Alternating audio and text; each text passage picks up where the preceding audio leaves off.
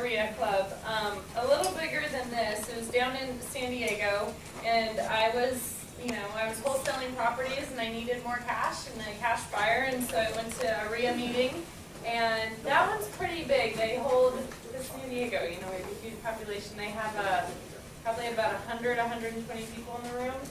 And this is about 3 years ago, and they asked who was doing deals, and out of about 120 people, there were about 15 that put our hands up. And then he goes, well, who's doing 2 or more a month, and 3 or more, and 5 or more, and 10 or more, and then it came down that I was doing more deals than anybody else in the room. And he goes, okay, just come down on stage really quick. We just want just let us pick your brain for a minute and hear what you're doing, and give some tidbits, because the majority of the room isn't doing anything, obviously. And I went down on stage, and it was supposed to be like a 3 to 5 minute thing, and it turned into a 45-minute thing where he's like interrogating me, and he's like, nobody's doing this. I've never heard of this. This is really cool. And I'm like, yeah, I know. And then I got off the stage, and like everybody swarms me, and everybody's like, here's my business card, here's my business card, call me. And then the guy that was running it, he's like, stay, I want to talk to you afterwards. And I stayed, and he's like, so what you're doing is really cool. And I go, yeah, I know. And he's like, no, what you're doing can actually help a lot of people, because your system, you don't need cash, you don't need credit, you don't need a lot of experience, and you can get started in real estate. And I'm like, pretty much. I was a licensed real estate broker that when the bubble burst, and I was doing a lot of high-end luxury properties when the bubble burst, like I hadn't closed a deal in a really long time, and so I got creative and started working with investors and finding deals, and then I decided to be a little bit smarter and hired agents to then go and find deals for me, and I'll get into all those details. But he's like, you have agents going out and doing all the work, and then you're just matching up cash buyers with the agents and making this spread. And I'm like, yeah. And he's like, that's really great for newbies or people that don't have a ton of cash or people that just want an additional stream of income because it's not real time consuming. I'm like, yeah. And he goes, nobody's teaching this from a licensed perspective, somebody that has a licensed background. He goes, you could write a book or do some videos and help people in it. You could make money doing that too. And I go, oh, really? Tell me more. And so that's how I got into traveling a little bit and talking to groups like you guys. And Dan was one of the first people I really started speaking for. He's probably maybe the 5th or 6th time I spoke. And when I called him, I was just calling all the REIAs, and I help you guys. And he's like, well, you probably don't want to speak for my REIA. And I'm like, well, why not? And he goes, well, because we're upstairs at a pizza shop. And I'm like, and I thought about it, and I'm like, like when you're new, like you got to take every opportunity, right? And I'm like, that's okay. And he's like, well, they call out pizza orders like every 10 minutes. Okay. Right? And I came, and it was great. And I actually worked with a couple of the students that were, I don't see anybody here. I know I saw you there. And Justin. Hi. One of the guys, his name's Leland. I still work with him. We were actually going to meet today in LA to look at a property, and the seller wasn't flexible on the time, but it was an $8 million property. Wow. So some of you, this is going to be a life-changing day, because what I'm talking about is going to really excite you, and you're going to want to get involved. So that's a little bit about like this that I normally don't share with people. How do we unfreeze the screen? We're going to look at this the whole time. What I call my system is Single Mom Secrets to Fast Cash Finding Deals. And I am a real estate investor. I'm not like a polished, perfect speaker, so I will be looking at my slides if that's okay. I also have major ADD, so I might be all over the place. And I'm going to cater this a little bit differently to you guys because you are like a real estate investment group. So I'm going to give you a little more details. Does that sound good? You guys like details? So today we're going to talk about how to get a check in the next 30 days. So if you guys implement what I talked to you about today, you guys can actually get a check in the next 30 days. How to get deals chasing you, not you chasing deals. The biggest challenge I see with other investors out there is they're frantically going and trying to find a deal, especially right now. The market is really tough right now. The foreclosures and short sales are going away. By next year, there's going to be almost none. So there's two things. You guys need to get involved now, or you won't at all. You're literally going to miss the mark. I promise that if you miss it, you're always going to regret that you missed it. But the thing is how do you get deals coming to you so that you're not frantically trying to chase them? We're going to talk about that. How to get cash buyers fighting to give you their money. I have too many cash buyers. I'm going to talk to you guys. Those of you that are really interested in this, I'm actually going to be able to give you some of my excess cash buyers. They're not just, they don't just have a little bit of money, they have a lot of money. There are multi-millionaires that invest at least $1 million or more in real estate in all parts of the country. So what I do is I figure out what area you really want to work with, and then we'll get you cash buyers there. Like my Leland, who I met, was it 2 years ago? I was here about 2 years ago. The video's still up on YouTube. He's actually working in an area in LA. He's working in Pasadena, and that's a really great market, and it's really close. So there's a lot of different areas. You guys don't all have to be right here in Santa Barbara. You guys can actually go out a little bit because you don't actually have to see these properties. And I'm going to talk to you guys about that. And how to do it all on autopilot part-time from home. Does this sound good so far? Yes. So there's 5 quick and easy steps. Everybody has notes, right? The first one is you're going to build your team of bird dog agents. This was awkward. Yeah. I don't know. Normally my computer's closer. So the first one is building your team of bird dog agents. Now, this is literally your foundation for your business. And we'll get into the details of how to find the right agents. The second one is analyze the deals they find for you. How to submit yes offers. These are offers that get accepted again and again and again. It's extremely competitive right now, as it has been for the last couple of years. So how do you get your offer accepted over everybody else's when you're competing with 10, 20, 30 offers and they're all cash? How do you get yours accepted? Deciding which cash buyer gets the deal. When you get a property secured, you're working with several cash buyers. Okay, now which one do I pick that actually gets the property? And then how to assign the contract for quick cash. And right now a lot of that's getting around really tight bank restrictions. Sound good? Yes. So, how many of you have been to seminars before? Here's what I found. Everybody wants the results, nobody wants to do the work. Absolutely. You guys with me on that? Absolutely. So what if you could get the gym body, the curvy figure, without having to go to the gym, without having to eat right? Y'all would want that, right? Okay, well that's kind of what I did in real estate. Is over the last 8 years as a licensed broker, I've figured out what works, but more importantly, I figured out what doesn't work. And that's what I've put together for you guys so that you guys don't have to fail forward like I did and spend all of the money that I did. You guys can just get, this is what works, and implement that. But first, you guys must program your mind for success. You need to eliminate any negativity, no excuses. You need to stop complaining and start acting. You need to take action in command of your destiny. Act smarter, not harder. So, I'm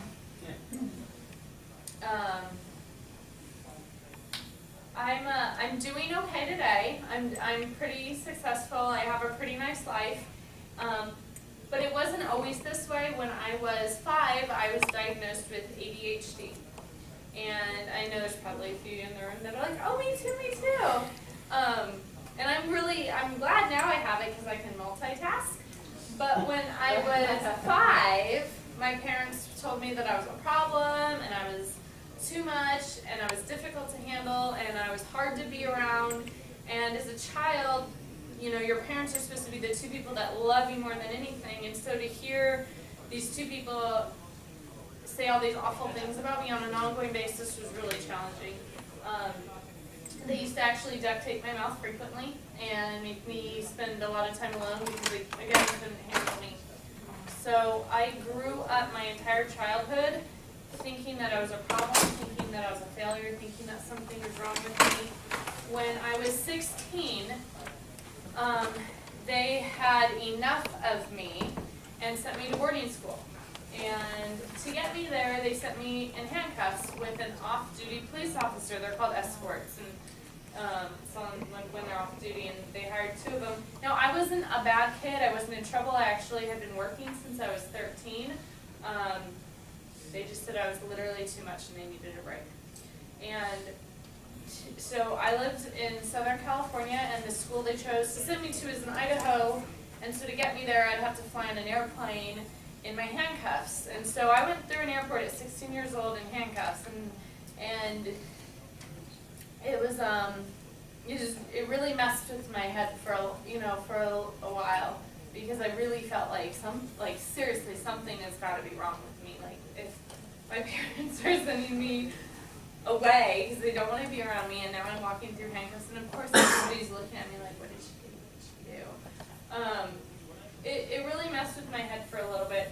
And then I got back from boarding school, and I got married, and then I got divorced. So it was literally like, it was like my entire life for a while was like failure after failure after failure. And then one day I just decided that all those stories that they had said about me just weren't going to be true. And that I was going to create the future that I wanted. And that, in fact, I was going to show them that they were wrong.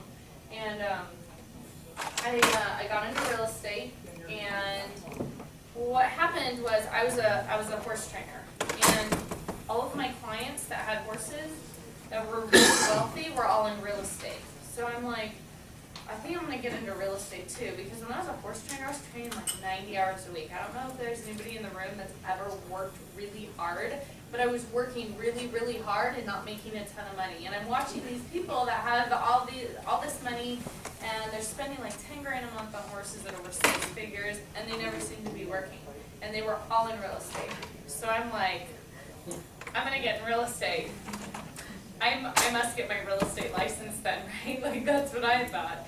And I thought, well, if a realtor makes 6% commission, 3% on the buy and 3% on the sell, on a house, I'm going to sell big expensive houses because I'm going to make more money, right? You guys like my thought process, right? Like, I'm thinking this out. And I'm like, I'm going to show my parents that I'm not a loser. I'm going to figure this out, and I'm going to make money, and they're going to regret it. And I actually became a realtor for a couple celebrities. Have you guys heard of this movie? And then this. Have you heard of this show? Yeah. Okay, so I've been an agent for years, and I had actually built a pretty successful business, and what's really funny is my mom had actually started working for me for a brief period of time, right? That's pretty cool. But I was working with one of the main characters on the show, and this is back in, what is it, 2008? 2008, 2009. Remember in the bubble burst? Yeah. Like the bubble, like, deflated, right? And I had been used to working with multimillionaire, primarily entrepreneurs, so verified income was sometimes challenging. And I hadn't closed the deal in 9 months. Because anytime we would find something, the bank would come back and would deny him a loan because they were self-employed. So then I get this client. They had an 800 FICO score, they had a ton of money in the bank, they had 2 years left on the Hannah Montana contract. I'm like, I'm finally going to close the deal. We find a house. We go to get bank approval. The bank comes back and says, yes, that's great. We'll give, we need 50% down. People don't put 50% down on multi-million-dollar properties. In normal society, I know you guys are in Santa Barbara, okay? In normal society, people don't do that. And it was my wake-up call that I needed to follow the market, and the market was with investors. So then I'm like, okay, I'm going to be the go-to person, because here's the thing, you sell $1 million property, you make $30,000 to $60,000. You sell a $50,000 to $100,000 property, which is what the investors were buying. I make $3,000 to $6,000, and then my broker gets a cut of it. So that's like a huge decrease in salary right off the bat. So I'm like, okay, so I need to follow the market. The market's with investors, but I'm not going to make any money. Like, I'm going to have to do a lot of volume, so I need to get my shit together, and I need to be the person that everybody comes to. So I became the person for all the fix and flip investors, and everything I did was on the MLS. So when properties came on the MLS, I figured out exactly which ones we wanted and which ones we didn't want. So say for example, 10 properties would come on that morning. I would look at them and just analyze them on the MLS, and I'd be like, okay, we like these 6, and out of these 6, these 3 we're gonna fix and fit, like rehab and flip, and these 3 are long-term cash holds. And I knew exactly every part of the market. I could analyze them quickly. I even got really good at managing the construction so I could make a little extra money on the side. So this is what would happen. So everybody then knew me as the person to go to, because not only could I find the deals, but then I was getting mine accepted because I wrote up my offers and built relationships differently than all the other agents out there. And I'm going to talk to you guys about that in a minute. But what I did is I was getting all these deals that nobody else could get.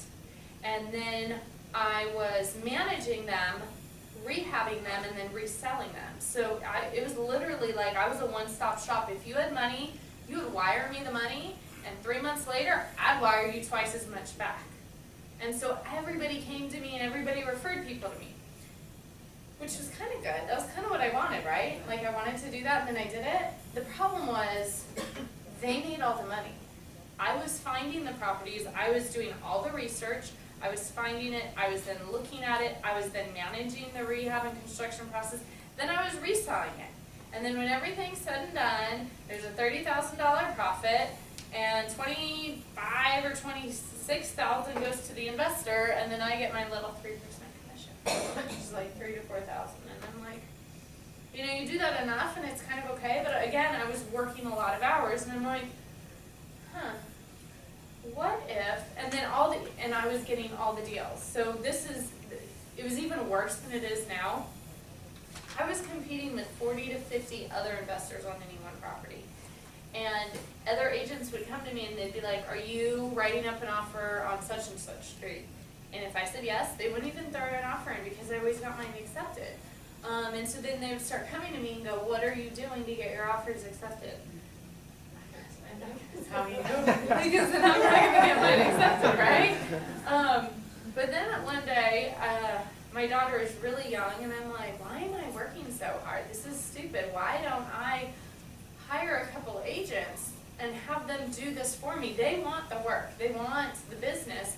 I would rather them, I'll teach them how to find them in the MLS. I'll teach them how to analyze it. I'll teach them how to walk through the properties. I'll teach them how to write up a contract. So they'll get them secured, and then I just get to hang out and talk to the rich people, because that's funner. and then like I'll connect them, and then I'll make money. Yeah, that sounds a lot better. So that's what I started doing, and that's what I've been doing for the last 3 years, and that's what I'm going to talk to you guys tonight about. And so now people call me the cash cow queen. They even call it ADD proof. So me and my small army of bird dog agents, we've done over 200 transactions to date. We're averaging 5 to 10 deals per month, and each deal ranges in profit between $2,000 and $30,000. On average, my sweet spot is $10,000. Sometimes we do $5,000, and you know, if the deal's really tight, we'll drop down to $2,000. And then some of the bigger deals, I mean, well, this house we're looking at in LA, I mean, there's like $100,000 if we want to just quick flip it, but honestly, we'd rather keep it and rehab it ourselves. So that's the other thing. Like, I don't know if some of you want to rehab. I do this because if I get 10 deals in, I get to cherry pick the very best one. The sweet one, the easy one, the one I can make a ton of money on without a ton of work. I keep it for myself, and all the other 9 go out to the other investors. So it gives me access to the very best properties, and all the other ones I still make money on. I'm making money from the agents finding them. You guys see that? Like, this makes a lot of sense, right? And then I always have at least 30 plus deals in the pipeline, and right now, you guys, you have this opportunity of a lifetime, because there's still some short sales out there, there's still some REOs out there, and they take a while to get processed and approved and go through the pipeline. And so you can have X amount of deals being accepted or offers out there, and you know that in 30 days, in 60 days, and 90 days, that's going to be approved and you're going to be able to open escrow. And so for me, that was a big deal, because when I went 9 months without a paycheck, it was devastating. And I was like, I need to create multiple streams of income, And I also need to know that in 30 days I'm getting a check, and in 90 days I'm getting a check, and in 6 months I'm getting a check. And I have no office, I don't have any employees, and I'm a stay-at-home mom. Does this, you guys like this so far? That's good. I like that. What do I have? Oh, so this is my life now. It's not awful anymore. This is my daughter. That was us on vacation. We vacation a lot. There she is. She's 8 now. This is Jackson Hole, Wyoming. Have y'all heard of that place? It's kind of nice. It's kind of like here, but in the mountains. It's really expensive. My entire family is there but me. Right now, so I could be here with you. Aww. And they don't understand why I'm not there. And I'm like, well, I told Dan I was available. And then this is our place up in by Mammoth, which is by Yosemite. I don't know if you guys know that. Oh, did you guys see the movie Oblivion? You heard of it with Tom Cruise? Okay, so they filmed it there. Does that look familiar? They filmed it there all last summer. It was really cool. They were there for 3 months. It's like a private lake. So this is the view from our dock. And I don't know about you guys, but for me, when I'm happy and I'm in a good place and I'm doing what I love, it's almost like I'm like a magnet for amazing, really great things. Like they just happen and show up. So I find if I go on vacation and play more, I make more money. Which is why Dion's like, come up to see an apartment. I'm like, yes. No problem. But you know what I'm doing tomorrow? I'm lined out by the pool all day. And you know what? People are going to be calling me about deals. I promise. And yeah, so, and I still have horses. So, and I bring that up because so many, like, I look at other people and what they're doing in their lives, and they ask me to help them. How do I be successful like you? Okay, first of all, you got to cut the bad people, the negative people out of your life, and sometimes it's the hardest thing to do. But you're fighting this constant battle with people that aren't supporting you. So you might just have to say, I love you, and I need a little bit of space, so that you can grow and do what it is that you're supposed to do. That's the first thing. And the second thing is go and enjoy life and have fun and make money and be on vacation or spend time with your family or friends or whatever it is that you want to be doing. So this is a property I did while I was on vacation. I've never seen this. Most of the properties I do I never see. This is in Victorville. You guys heard of Victorville? It's like in the middle of nowhere in the desert country. Like, I have no desire to ever go there, but I had a cash buyer that's like, I like Victorville. And I'm like, okay. And he's like, do you have anything in Victorville? I'm like, no, but I can. So what happened was he actually ended up getting really sick and not being able to buy the property, but the agent found a really good deal. So this is a property that was listed on the MLS. It was owned free and clear by a standard seller. My yes offer secured the property for $65,000. Again, she found it on the MLS. I've never been up there, like besides on my way to Vegas or Mammoth. And she found it on the MLS. She negotiated the contract for $65,000. They had multiple offers on it. She got ours accepted for $65,000. I assigned it to a cash buyer for $70,000. So my profit was $5,000. That's not like a huge chunk of money. Like I know some people talk about, oh, you can make 30 grand and 60 grand and 100 grand. Like that's crazy because then all your eggs are in one basket. But what if you could make 5 grand or 10 grand a couple times a month, again and again and again, while on vacation? That sounds okay, right? And then guess what happens? If one of your deals falls out, are you stressing over it? You're really not, because you're like, it doesn't matter, I have that other one coming in next week. So it's more about creating that lifestyle that you can be at ease and at peace and do what you want, and you're not stressed out with everything counting on that one deal to happen. So I told you in the beginning that if you guys take really good notes and do exactly what I tell you to do, you can get a check in the next 30 days. So how fast is quick cash? 30 days. It's like taking money from a baby. I want to play a video for you guys. Let's see.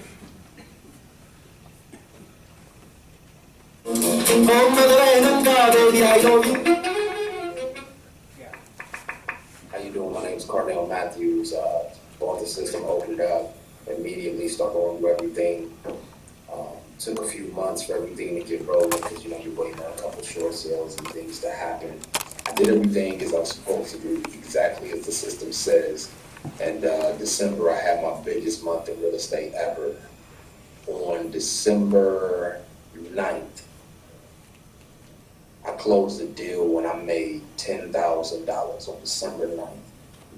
Exactly 2 weeks later, I closed out on another deal and I made $11,000. So December, I made $21,000 while most people are relaxing, chilling, not really doing anything. They're taking a month off. I'm out here following the system, doing deals with cash buyers here in Cleveland, Ohio, which is by far the hardest place to do real estate. So if you can do real estate in Cleveland, Ohio, you can do real estate anywhere. The system works. Brought a great product to a cash buyer, so now he's actually waiting on me to bring him more properties. I've been referred to other cash buyers now because I brought such a great product to the table. I got a lot of product lined up for a lot of buyers, so the system is designed to keep a steady stream of income coming in, so having a 5-figure month is an easy thing to do with this system for those of you who've never experienced what it is to make 5 figures in a month. So if you want to do deals today, get paid today, make cash right here, right now in this market with cash buyers, then you need to pick up the system. So I wanted you guys to see him because he says this stuff works. It's not, it doesn't just work for me, it works for him too. So his first deal was less than 30 days and he hit the $10,000 sweet spot, right? His second deal was 2 weeks later and it was $11,000. That's a pretty good month, right? Like if all this does for you is generate 2 deals that are is that good?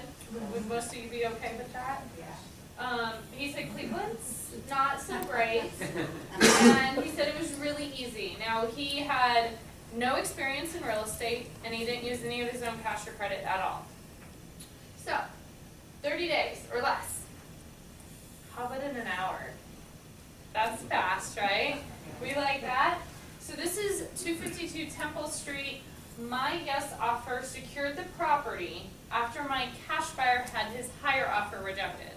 So a lot of, that's the biggest thing, like it's not about submitting the highest offer to get it accepted, it's about submitting the best offer. And I'll talk to you guys about that and how to get your offers accepted. So what happened is the agent found this one on the MLS. Again, I've never seen this property. This one's in San Bernardino. I've never seen this property. The agent found it on the MLS. This was an REO, and she secured it for $62,000. I assigned it to my cash buyer for $65,000, $3,000. It was a really tight deal. I think we had like 40 offers on it. So it was like San Bernardino market. It's crazy. So my profit's $3,000, but I mainly worked on the entire thing for an hour. So would you guys be okay only making $3,000 if you only put an hour into it? So do you want to hear what that hour looked like? Yes. Okay. So the agent called me and said, Lindsay, I have a house. And then she told me the area. It's 252 Temple Street. It's a 3-bedroom, 2-bathroom, 1,200 or whatever square feet it was. In this part of San Bernardino. And we have it for this amount.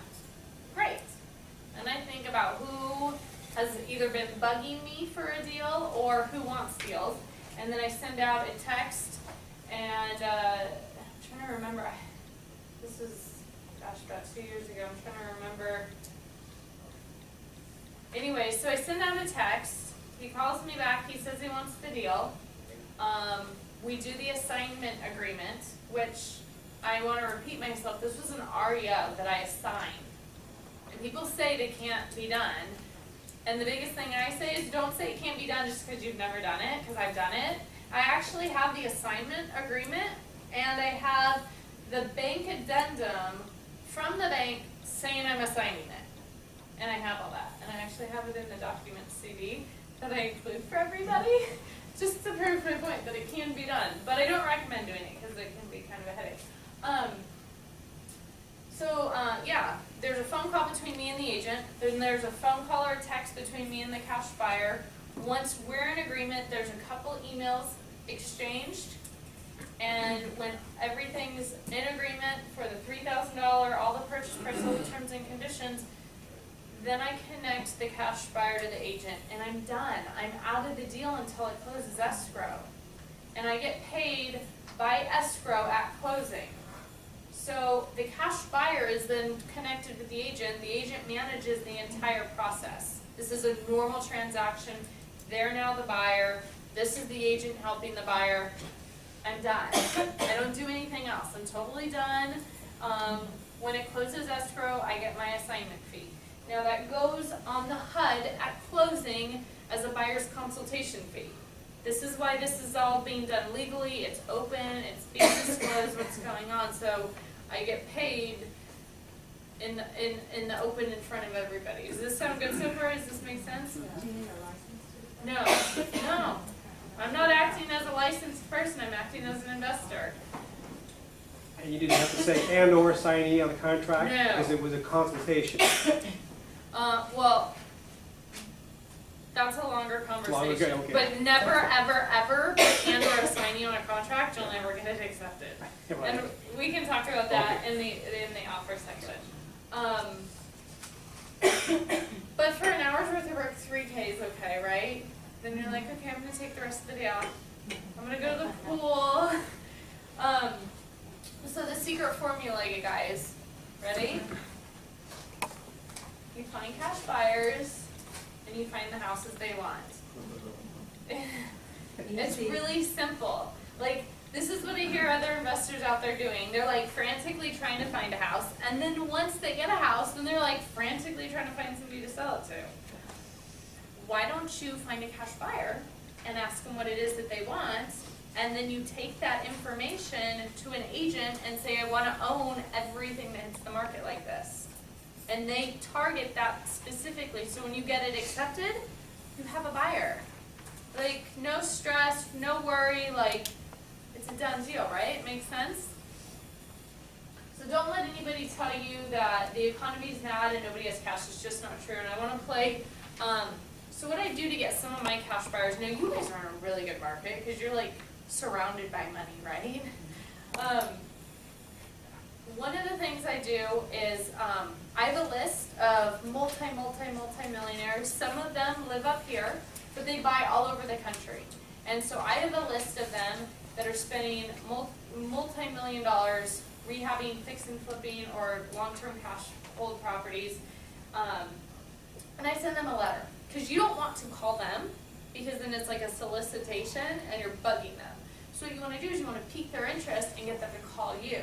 So I have a unique letter that I wrote up. It's different than anything you guys have ever seen, and I send it out, and then they call me. And Where'd you get your list? well, I'm going to give it to some of you today. The list, okay, so you guys want more information, right? Yeah. So when you buy and sell a property, it's all public record. Right.